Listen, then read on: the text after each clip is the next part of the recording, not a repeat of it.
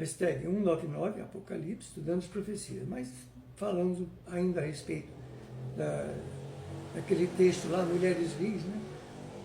Não tem nada a ver com a mulher prostituta. O Mestre Jesus inicia seus discípulos. Tem uma postagem explicando, Jesus explicando isso para um discípulo. E a explicação que o Mestre dá a um discípulo sobre o perigo de se julgar, inclusive, a mulher que vive da prostituição, porque muitas vezes ela cai nessa lastimável situação por culpa e falta de caridade dos parentes, dos familiares. Claro que há sempre exceção em toda regra. Muitas vezes é culpa dos próprios homens.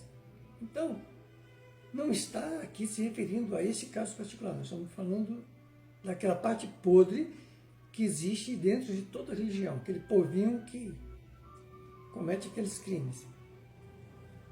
E prosseguindo, então, isto é, dentre os vivos foram comprados porque a vinda do Cristo encontra-se entre os chamados vivos, aguardando a mudança da imortalidade, como os que não morreram, e como se eles próprios nunca tivessem morrido. Ora, deste modo, compreendemos que as suas obras os sigam. Né? Não se perde nenhum bem que se faz aqui neste mundo. Estas obras são conservadas na lembrança. Aqui está, simbolicamente, na lembrança de Deus, claro, mas claro, está tudo registrado no livro da vida. Estão escritas no livro da vida. Eles recebem a mesma recompensa que teriam sido, ou teria tido, se houvessem vivido e fielmente suportado todos os perigos e lágrimas do tempo da angústia. Então, deve-se notar aqui que nesta sequência profética dos 3 anjos, precedem o Cristo, o Filho do Homem, na nuvem branca, e 3 são apresentados depois destes 5.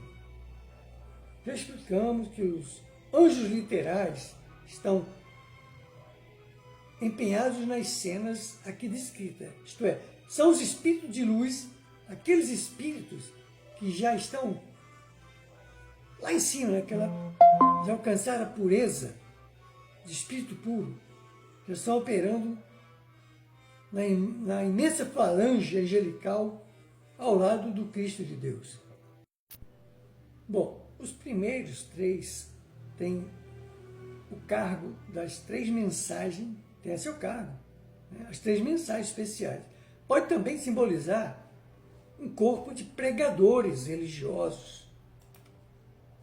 Vejam bem, a mensagem do 4º anjo deve evidentemente ser proclamada depois de o Filho do Homem, terminada a sua obra sacerdotal, tomar lugar sobre a nuvem branca, mas antes de aparecer nas nuvens do céu. Como a linguagem dirigida àqueles que está sentado, que está sentado sobre a nuvem branca, tendo em sua mão uma foice aguda, pronta para ceifar, significa uma mensagem de oração por parte da igreja, depois de concluída sua obra em favor do mundo. E terminada a prova, nada faltando senão o Senhor aparecer e levar o seu povo para si. O rebanho único, né, que já falamos aqui, Jesus disse, haverá um só rebanho para o seu pastor. Os bons que estão em todas as religiões, as boas ovelhas que estão aparentemente separadas, mas que serão salvas pela sua pureza, pela sua santidade. A santidade que cada um conquista sem eleições, sem favoritismo, porque Deus não tem eleitos. Cada um se torna eleito por Deus pelo seu trabalho, pela sua purificação neste mundo. E é, sem dúvida, o clamor de dia e de noite de que fala nosso Senhor, o Mestre, no Evangelho, segundo Mateus, segundo Lucas, capítulo 18, versículo de 1 a 8, em relação à vinda do Filho de Deus. E essa oração será respondida. Então, Lucas, capítulo 18, de 1 a 8, vamos lá.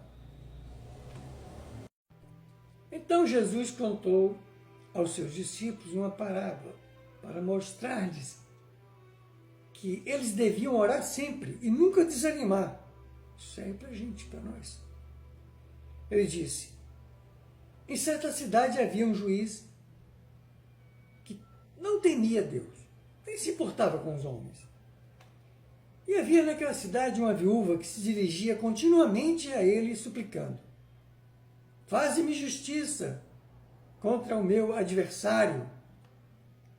Por algum tempo ele se recusou, mas finalmente disse a si mesmo: bom, embora eu não tema a Deus, nem me importe com os homens, esta viúva está me aborrecendo. Vou fazer-lhe justiça para que ela não venha me importunar. E o Senhor continuou: ouça o que diz o juiz injusto. Acaso Deus não fará justiça aos seus escolhidos que clamam a Ele dia e noite? Continuar fazendo-o esperar? Eu lhe digo, ele lhes fará justiça e depressa. Contudo, quando o Filho do Homem vier, encontrará fé na terra? Será? Os eleitos serão abençoados, pois não diz a parábola que o juiz iníquo acaba fazendo justiça e não crê em Deus? Então Deus não fará justiça àqueles que o amam e clamam a Ele de dia e de noite? Como não os há de amparar? Mas Deus tem de experimentar cada um de nós, para que cada um demonstre se tem realmente fé. Este é o grande escândalo. Então Jesus deixou essa advertência: mas quando eu voltar, encontrarei fé na terra? Será que você, será que vamos estar com aquela fé que requer? Temos mesmo fé? Porque se temos fé, não há perigo. Há muita gente que pensa que tem fé, mas aquele que está sentado sobre a nuvem brandirá a sua foice, e os santos sob a figura do trigo da terra serão ceifados para o celeiro celestial. Por isso está lá no Apocalipse: a seara da terra está madura. Quando o Mestre Jesus veio a este mundo, os anjos cantaram: glória a Deus nas alturas, paz na terra aos homens e mulheres da boa vontade. De boa vontade, isto é, boa vontade de Deus, não é essa boa vontade dos homens. E agora volta nas mesmas condições. São os homens e mulheres de boa vontade que colocam Jesus acima de todos os ódios religiosos desse mundo. O trigo ceifado. E aquele que estava sentado sobre a nuvem meteu sua foice à terra, e a terra foi ceifada. Vamos continuar na próxima hashtag.